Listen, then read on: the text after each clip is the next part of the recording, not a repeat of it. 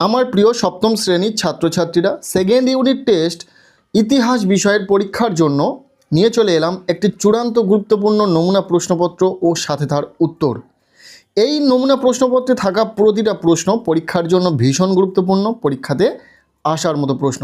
কাজেই তোমরা যারা দ্বিতীয় পর্যায়ক্রমিক মূল্যায়নে দুর্দান্ত রেজাল্ট করতে চাইছো ইতিহাস বিষয়ে, অবশ্যই এই প্রশ্নপত্রে থাকা ছোট বড় প্রতিটা প্রশ্ন খুব ভালো করে পড়ে রাখো। এখান থেকে বেশ কিছু প্রশ্ন তোমাদের পরীক্ষাতে হুবহু কমন আসতে চলেছে। সো আমরা সম্পূর্ণ প্রশ্নপত্রটিকে উত্তরসহ প্রথম থেকে দেখে নেব। প্রশ্নপত্রের শুরুতেই রয়েছে একের দাগ, বলা হচ্ছে সঠিক উত্তরটি বেছে নিয়ে লেখো। এখানে 10টি এমসিকিউ টাইপ প্রশ্নের উত্তর লিখতে হবে, প্রতিটি প্রশ্নের মান 1 করে, টোটাল 10 নম্বর। প্রথম প্রশ্ন, মুঘল যুগে অর্থনীতির প্রধান ভিত্তি ছিল, উত্তর হবে কৃষি। দ্বিতীয় প্রশ্ন, হিন্দুদের উপর থেকে তীর্থকর ও জিজিয়া কর তুলে নিয়েছিলেন মুঘল সম্রাট, উত্তর হবে আকবর।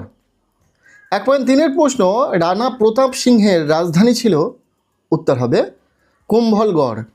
এখানে উত্তর চিনতে বোঝার সুবিধার্থে ডিফারেন্ট কালারের কালি দিয়ে চিহ্নিত করেছি। এরপর 1.4-এর প্রশ্ন, ভারতে সুলতানি শাসন কায়েম ছিল প্রায়, উত্তর হবে 320 বছর। 1.5-এর প্রশ্ন, বাবর যে লড়াইকে, এখানে স্পেলিং মিস্টেক রয়েছে, ধর্মের লড়াই বলেছিলেন, সেটি হলো, উত্তর হবে খানুয়ার যুদ্ধ। নেক্সট 1.6-এর প্রশ্ন, বানিহাটের যুদ্ধ হয়েছিল, উত্তর হবে 1565 খ্রিস্টাব্দে। যে প্রশ্নগুলি এখানে দেখছো প্রতিটা প্রশ্নই পরীক্ষার জন্য ভীষণ গুরুত্বপূর্ণ।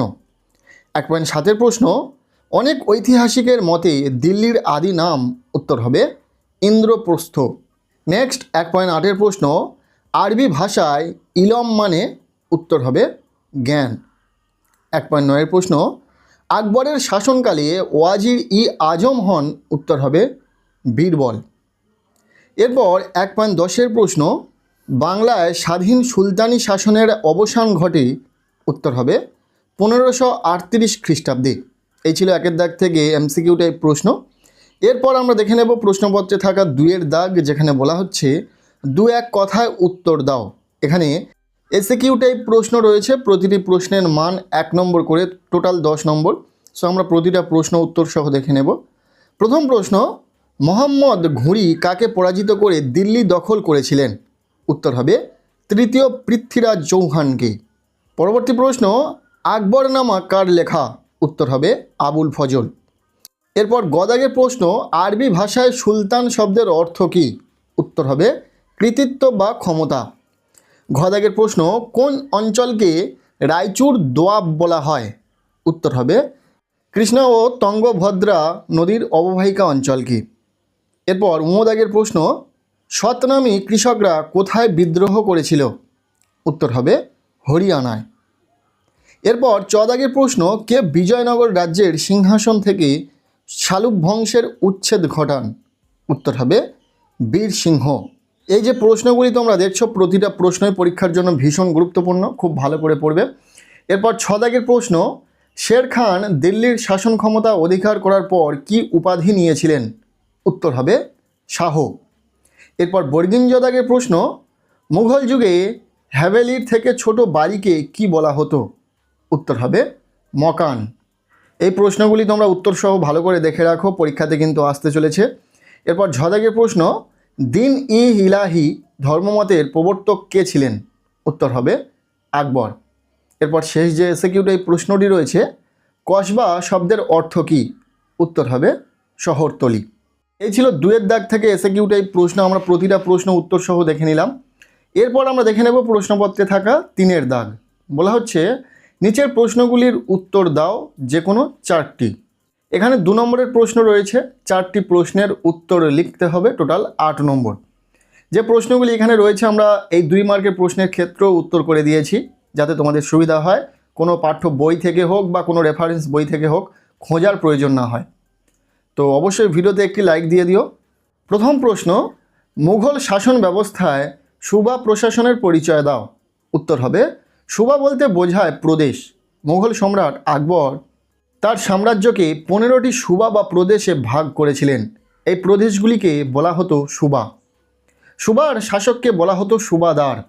তাছাড়া প্রতিটি সুবায় দেওয়ান, বক্সি, ফৌজদার, কাজী, আমিন, কানুগ্য, কোতোয়াল, পাটোয়ারি প্রভৃতি রাজ কর্মচারী নিযুক্ত থাকতেন। প্রতিটি সুবা কয়েকটি সরকার এবং প্রতিটি সরকার কয়েকটি পরগনাতে বিভক্ত ছিল। এরপর খদাগের প্রশ্ন, খুতবা বলতে কি বোঝায়? উত্তর হবে, খুতবা শব্দের আসল অর্থ হলো ভাষণ। কোনো কোনো সুলতানের শাসনকালে মসজিদের ইমাম শুক্রবারের নামাজের পর খুতবা পাঠ করতেন। এই খুতবায় খলিফা ও সুলতানের নামের উল্লেখ থাকত।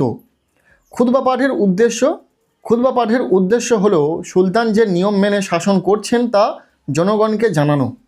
ভেরি ইম্পর্টেন্ট একটি প্রশ্ন, খুব ভালো করে উত্তর সহ দেখে নাও। এরপর গদাগের প্রশ্ন, দাদন বলতে কি বোঝায়? উত্তর হবে, দাদন শব্দের অর্থ অগ্রিম। ইউরোপীয় বণিকরা ভারতীয়দের দাদন বা অগ্রিম অর্থ বা কাঁচামাল দিয়ে উৎপাদিত সামগ্রী কম দামে কিনে নিত। এরপর ঘদাগের প্রশ্ন, সিজদা ও পাইপস বলতে কি বোঝায়? উত্তর হবে, দিল্লির সুলতান গিয়াসউদ্দিন বলবন তার দরবারে সিজদা ও পাইপস প্রথা চালু করেছিলেন। সিজদা কি? সিজদা প্রথার অর্থ হলো সুলতানের সামনে নতজানু হওয়া। আর পাইপস কথার অর্থ হলো সুলতানের পদযুগল চুম্বন করা। আসলে এগুলি ছিল সুলতানের চূড়ান্ত ক্ষমতার প্রতীক।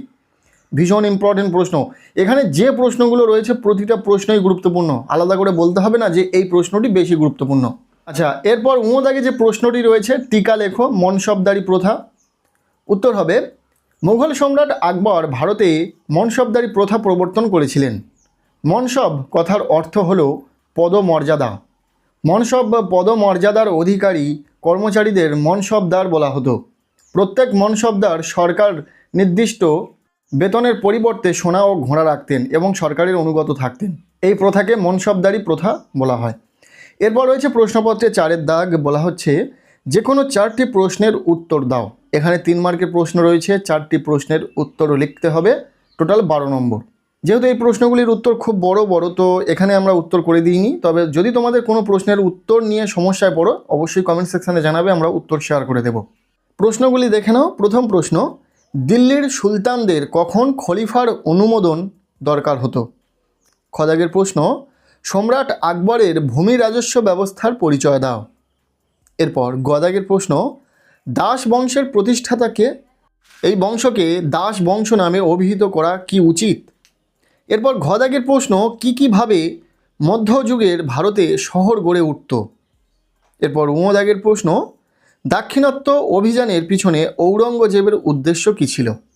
3 মার্কের জন্য এই প্রশ্নগুলি খুবই গুরুত্ব দিয়ে তোমরা পড়ো, এখান থেকে কিন্তু পরীক্ষাতে প্রশ্ন কমন পাবে। এরপর আমরা দেখে নেব প্রশ্নপত্রে থাকা 5-এর দাগ, বলা হচ্ছে যে কোনো 2টি প্রশ্নের উত্তর দাও। এখানে 5 মার্কের প্রশ্ন রয়েছে, 2টি প্রশ্নের উত্তর লিখতে হবে, প্রতিটি প্রশ্নের মান 5 করে, টোটাল 10। এখানে 5 মার্কের জন্য যে প্রশ্নগুলি রয়েছে খুব ভালো করে তোমরা পড়বে। প্রথম প্রশ্ন, মোহাম্মদ বিন তুঘলক কী কারণে রাজধানী পরিবর্তন করেন? তার এই প্রয়াস সফল হয়নি কেন? খদাগের প্রশ্ন, মুঘল আমলে জায়গিরদারি ব্যবস্থা সম্পর্কে একটি টিকা লেখো। এরপর গদাগের প্রশ্ন, দিল্লির সুলতানদের আমলে ব্যবসা বাণিজ্যের বিস্তার কেন ঘটেছিল? ব্যাস, এই ছিল ক্লাস 7 সেকেন্ড ইউনিট টেস্ট অর্থাৎ দ্বিতীয় পর্যায়ক্রমিক মূল্যায়নের জন্য একটি গুরুত্বপূর্ণ প্রশ্নপত্র ইতিহাস বিষয়ে। এই প্রশ্নপত্রে থাকা ছোট বড় প্রতিটা প্রশ্নই পরীক্ষার জন্য গুরুত্বপূর্ণ, খুব ভালো করে পড়ে নেবে। ভিডিওটি কেমন লাগলো অবশ্যই জানাবে, ভিডিওটি ভালো লেগে থাকলে লাইক করে দেবে, আর পারলে ভিডিওটি বন্ধুদের সাথে প্রচুর শেয়ার করে দিও।